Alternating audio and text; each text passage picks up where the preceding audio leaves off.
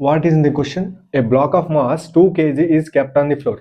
వాడు ఏమంటాడు, ఒక బ్లాక్ ఉంది, ఆ బ్లాక్ యొక్క వెయిట్ 2 kgs. 2 kgs ఫ్లోర్ మీద పెట్టినట్టు, దీని కేజీ 2 kg. ఓకే, దీని యొక్క వెయిట్ కిందకి వేట్ చేస్తుంది, W=mg. దీని యొక్క పైకి ఒక ఫోర్స్ యాడ్ చేస్తే అది నార్మల్, ప్రీవియస్ క్లాస్లో చెప్పాను, normal. So counter. So next ఏమన్నా, the coefficient of the static friction is 0.4. So mu ఇచ్చాడు, మ్యూ ఎస్ఏ ఎంత ఇచ్చాడు, 0.4. నెక్స్ట్ ఏమి ఇచ్చాడు, if a force is 2.5 newton is applied on the block. ఈ బ్లాక్ మీద 2.5 న్యూటన్తో ఫోర్స్ అప్లై చేశాడు.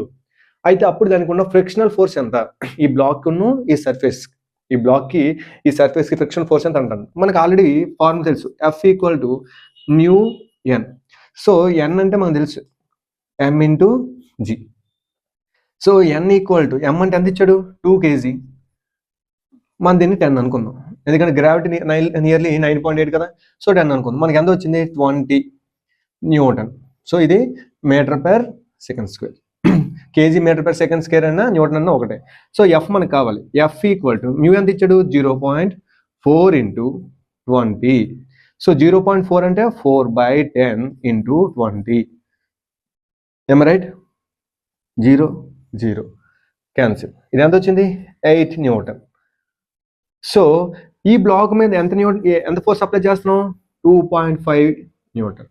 కానీ ఈ బ్లాక్కి ఈ యొక్క సర్ఫేస్కి ఎంత ఫ్రిక్షన్ ఫోర్స్ ఉంది, 8 న్యూటన్. బ్లాక్ మూవ్ అవుతుందా, మూవ్ అవుతుంది, ఎందుకంటే నువ్వు ఇటు నుంచి 2.5 న్యూటన్ అప్లై చేసావు బ్లాక్ మీద.